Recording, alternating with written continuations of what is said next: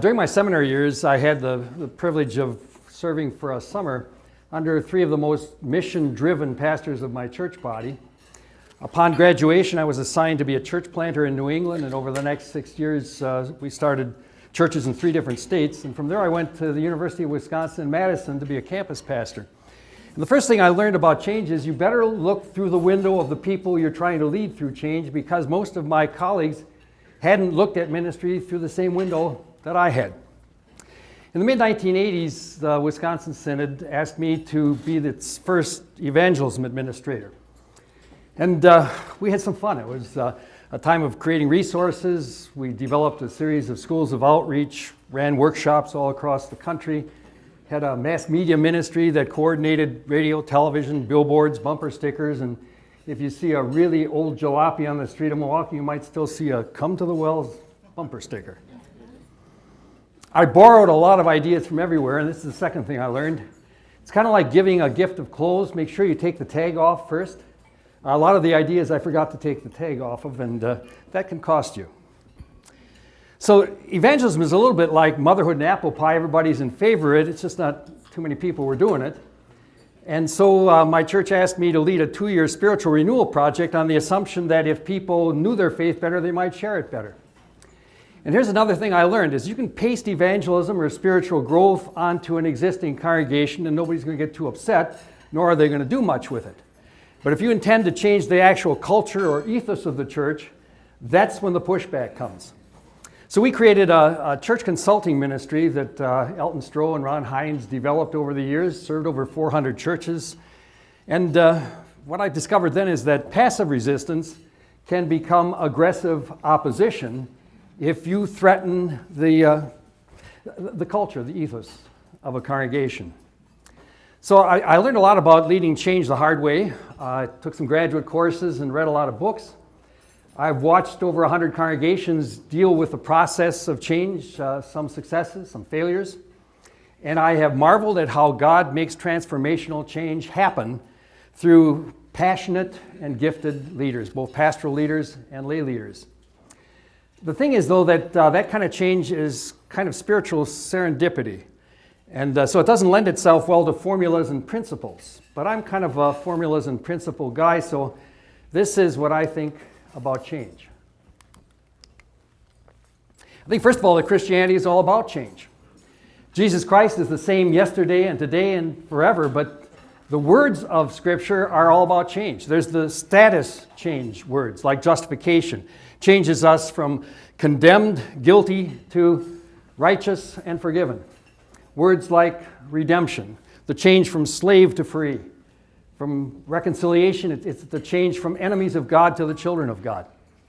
And then there are the existential change words like regeneration or conversion, as the Holy Spirit gives us a whole new life within us.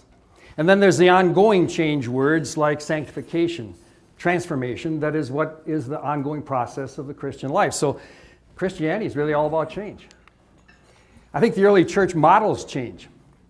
If you look at the number of different positions in Acts, you have apostles, prophets, evangelists, teachers, and then you've got overseers and deacons and 7 guys in Acts 6 who never got a title and whose position description seems to change by the week. There's how the apostles' ministry changed. In Acts 2, Peter's ministry is going up to the Temple Mount and teaching during the day and then sitting in on a potluck at night. And then by Acts 8, he's become a circuit rider following up on the evangelism of his members. If you think about the mission strategies, the Apostle Paul starts in a synagogue and then he goes to the marketplace, but it goes well beyond that. In Athens, he's sort of like a C.S. Lewis with apologetics. At Ephesus, he sort of channels Billy Graham. There's this big stadium there, and he's all set until they tell him it's a lynch mob, and he's the lynchee. In Rome, he does a Chuck Colson thing with prison ministry. And so it seems to me that what you have in the history of the early church is constant change in response to what is happening in the culture and in the circumstances, persecution primarily. I don't have to tell you that human nature resists change. It challenges our comfort zones, and if you want to check, just look on Sunday morning who sits where in the church, because they sat there last week and 3 years ago as well. Change is perceived as loss. I mean, it may mean that we lost a valued tradition. It may mean that the change means I don't any longer have a position of respect because what I do isn't needed anymore. And change risks failure. There's no bomb-proof certainty that what we decide to do is actually going to work. This semi-smartphone is a testimony to my comfort zone, my fear of failure, and I'm sure in technology a lot of you can share my frustration with change. This change pain cone, I think, understands a little bit about what happens when you push too far, too fast. We all live in that comfort zone, and for preachers that can actually become a rut. We're secure, we have the ability in that zone, but we can also become complacent. Now you can move people through the pain line into a growth or a learning zone. You'll get some complaining, but people can learn. If you push them through the panic line at the top, they shut down or they become aggressively opponents. And so my learning curve here got pretty steep when I realized I had pushed a lot of people past a learning zone into a panic zone. Institutions resist change. There are persistent paradigms. We do confirmation instruction in my church body for the most part the way we did 50, maybe 100 years ago. It hasn't worked for at least 30 or 40 years, but we're going to keep doing it the same way anyway. You want to talk about a paradigm? My friend John can recall how at St. Mark in De Pere, when we tried to change the way that communion was distributed from tables to what we call continuous flow communion, it was actually referred to by too many people as drive-by communion. There are vested interests in the institution. District presidents or bishops, it seems to me, have the vested interest in making sure that there are as few problems as possible. They don't like surprises. And so anything that's significant change is going to make them extremely nervous. And the only thing I've learned for sure is at least if you let them know what's going to happen before it hits them, they might occasionally have your back. The guardians of orthodoxy, I suspect we all have them, and what they will do is try to turn your change into a theological challenge and put theological labels on what had no business being described as theology often in the first place, but it's the easiest way to dismiss you. I'm not going to spend a lot of time on the change curve. You can find that in an awful lot of literature, but the point is that you can't jump from the beginning to the end. There's a process you go through. And very typically there is denial. There's no reason we have to change. And then there's the whole fear thing of what's this going to mean for me. But if we can stay with people long enough so that they give it a try, we may get to the final part of the curve, internalization, where people will say, well, that's the way we've always done it around here.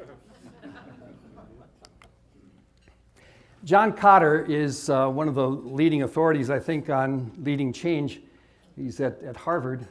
His first book, at least first one I read from about 20 years ago, is called Leading Change. And what he, I think, postulated was that the way through change is that you analyze what's going on, you think your way through what it is that has to change, and then you make the change. His more recent book, called The Heart of Change, recognizes what postmodern culture has done to us, and so his new model is see, feel, change. And what that means is that instead of trying to convince people rationally, you're better off giving them a video, a picture, a story, so that they can understand what's the reason for change, and then it's their emotions that are more likely going to bring them on board. And that change is something that, again, I probably had to learn the hard way. One of the things that I believe is important if you're going to lead change is to expose the is-ought gap. Ought is the way Christ Church ought to look. Is the way we look. Ought is the way God's people are intended to live. Is what's really happening. And confronting that gap is the reason for change. There are a variety of different reasons that people change, but needs and problems are the most significant. If you have run out of space or run out of money, you'll change what you do. But maybe also if you have found that you're incapable of addressing a different generation, or if perhaps the neighborhood around you has changed, you're more likely to respond to that need. Problems are drivers of change. And so if for some reason you find yourself suddenly with a big inactive ministry list or an audience of young families you're not reaching, that will drive change. But following that see, feel, change model, I'm going to suggest that you tell sad stories rather than give statistics. I'll give you an illustration. I was working with a church in the Twin Cities, small and getting smaller church, and there were a lot of longer-term members who were convinced that it was just short of scriptural that children were supposed to sit with their parents during church. They were in a neighborhood that was extremely cross-cultural with a lot of single-parent families, and I couldn't convince them that they wouldn't reach those families for Sunday worship at least if they didn't have a really well-staffed nursery. But then on a Sunday morning, sitting in the entrance to the church and watching what's going on, I see a young woman with 3 children walk in and ask the usher where the nursery is. He said they didn't have one. She turned around and walked out. That story did what all my brilliant efforts to convince them had failed to do. Tell sad stories. But beware of demeaning the past. For a lot of people, if you suggest change, it says what we've been doing to this point is wrong. Build on the past, don't demean it. And while you want to raise the level of constructive discontent, if you push people past that into guilt, you'll probably lose them. Guilt is a demotivator. And one thing that I didn't understand was that all the good ideas, the materials, and the programs that came out of the synod's office were perceived by an awful lot of pastors as somehow telling them that they were not adequate. And so understand that when you create the is-ought gap for them, you don't want to in some way leave them feeling guilty about it. Root change and shared values. Change has to fit where you are. Coming in from the outside and telling people what they ought to do isn't going to work. There's a history, there's a culture, there's a tradition that you have to work within and build on. You build on the history, and you keep reminding people that whatever change it is that you want to introduce is all about who we are and what God has called us to do. And when I suggest that you demonstrate how change will serve loved ones, I'll give you an illustration of that. In more than a few churches, there is an old guard that has officially given up the reins of leadership to a younger generation, but has retained the purse. And how do you convince that generation that wants their comfort zone maintained in their church that some change needs to occur? I found the most effective thing was to look an older gentleman in the eye and ask him if he wanted to see his grandchildren in heaven. Relate your change to what's important to the people you lead.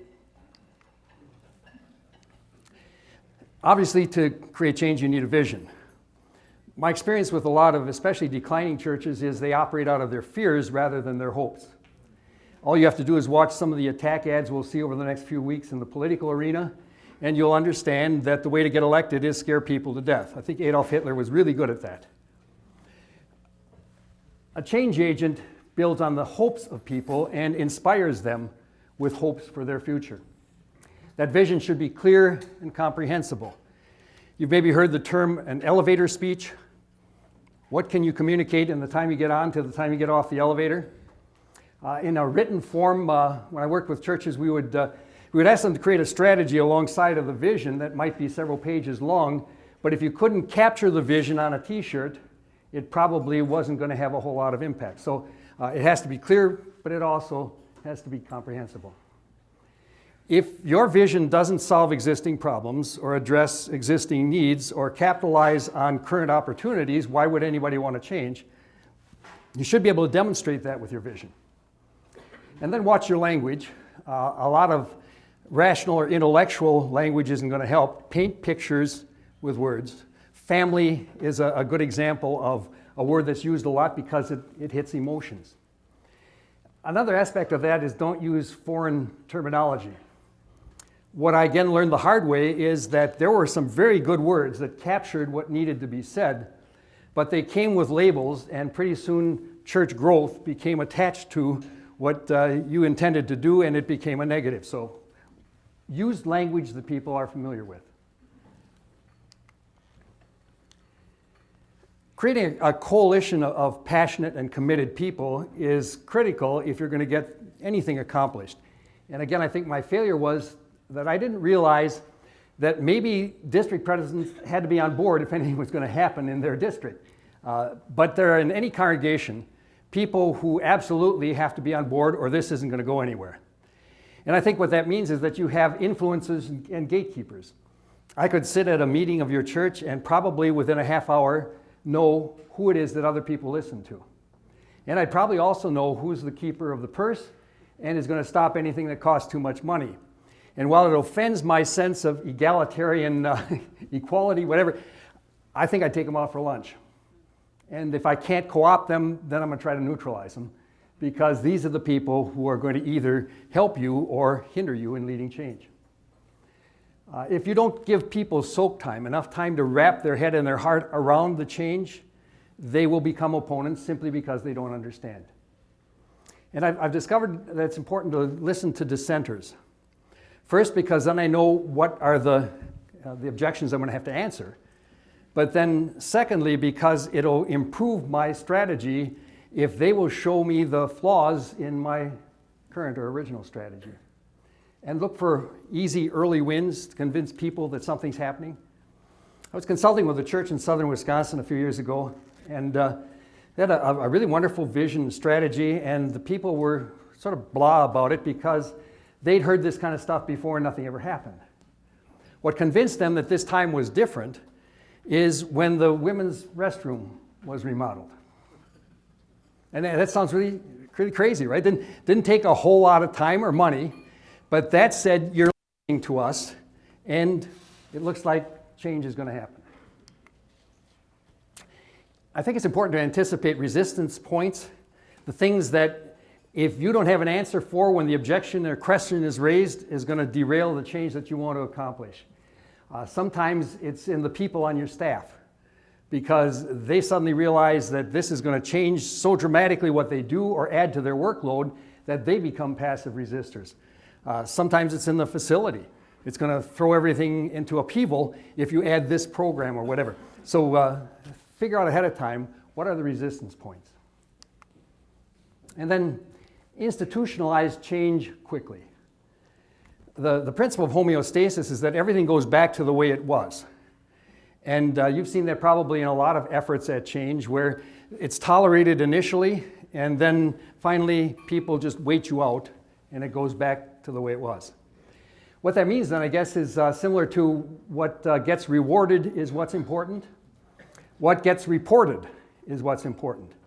And so any change that you try to institute, make sure that there's a line item in the budget for it, that it's at the top of the agenda in meetings and in reports. It isn't real until you've done with that change that make it a part of the institution's culture. In consulting, we worked with 3 questions with the congregation as a way of helping them to understand what lay ahead. The first question is what dare never change. The mission and the message that Christ gave his church dare never change. What may change? Well, you can do an exercise and let people work on how many different things they can put in that category, but its forms, its methods, its strategies, they can all change, right? But the tough question is, what must change? And until people have addressed that, you probably don't have them on board. What must change is anything about me or my church that stands in the way of people hearing the gospel or of my church accomplishing its mission. And when you can put things in that category, then I think God moves people to make change. The real question is, are you and I willing to change? When the Apostle Paul, who is describing himself as free and yet making himself a slave to everyone, says, I have become all things to all men so that by all possible means I might save some.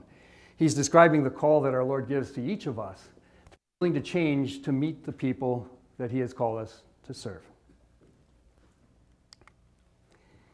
A number of years ago, I developed a form that has absolutely no scientific validity, but is a great discussion starter as to, is this church ready to engage change? I've got a few hard copies if somebody wants them, or I can make the PowerPoint presentation available if you'd like. But if you're thinking about change, and especially if you're new into a congregation, you may want to look at some way to get the conversation started, and this might be a way that would help.